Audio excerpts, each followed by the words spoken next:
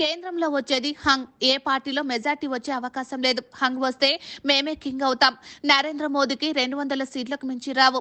ఈ మోకాలో తెలంగాణలో 14 నుంచి 15 ఎంపీ సీట్లు ఇస్తే పేగులు తెగేదాకా కొట్లాడేది మనమే అని బీఆర్ఎస్ చీఫ్ కల్వకుంట్ల చంద్రశేఖరరావు అన్నారు. కేంద్రంలో కీలకంగా మారితే తెలంగాణ హక్కుల కోసం కొట్లాడవచ్చని వ్యాఖ్యానించారు. ఆదివారం రాత్రి ఆయన హన్మకొండ చౌరస్తాలో జరిగిన బీఆర్ఎస్ రోడ్ షోలో మాట్లాడారు.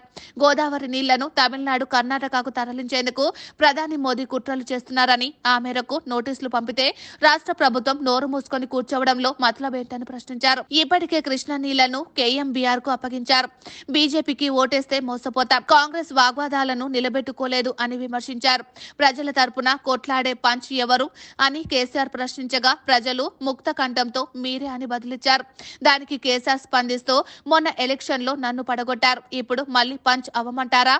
అయితే మీరు బలం ఇస్తేనే నేను కొట్లాడతా.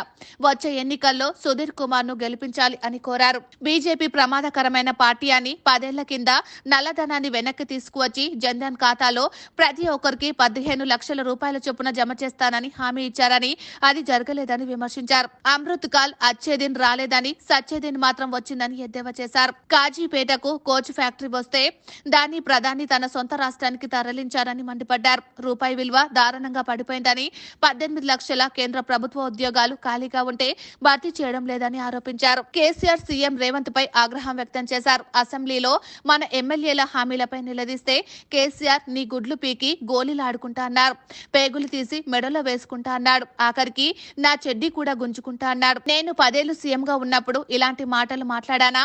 నా నోట ఇలాంటి మాటలు ఎప్పుడైనా విన్నారా? ఇదేనా సీఎం మాట్లాడే భాష అని నిలదీశారు. తనను చెర్లపల్లి జైల్లో వేస్తానని సీఎం అంటున్నాడని గుర్తు చేశారు. ఈ జైళ్లకు తోకమట్టుకు నేను భయపడతానా? కేసీఆర్ జైలుకు భయపడితే తెలంగాణ వచ్చేదా? తెలంగాణ కోసం ఎన్ని దెబ్బలు తిన్నాం, ఎన్ని నిరాహార దీక్షలు చేశాం, ఎన్ని రాజీనామాలు చేశాం, ఎన్నిసార్లు పదవులను ఎడమకాలి చెప్పులా విసిరేశాం. మేంగిట్లా భయపడి ఉంటే తెలంగాణ వచ్చేదా అని ప్రశ్నించారు. రేవంత్ కు తెలంగాణ చరిత్ర, భూగోళం తెలియదని, ఇటీవల ఎక్కడో మాట్లాడుతూ కృష్ణ నదిని కూడా తానే కట్టానని చెప్పారని, ఎక్కడైనా ఎవరైనా నదులు కడతారా అని ప్రశ్నించారు.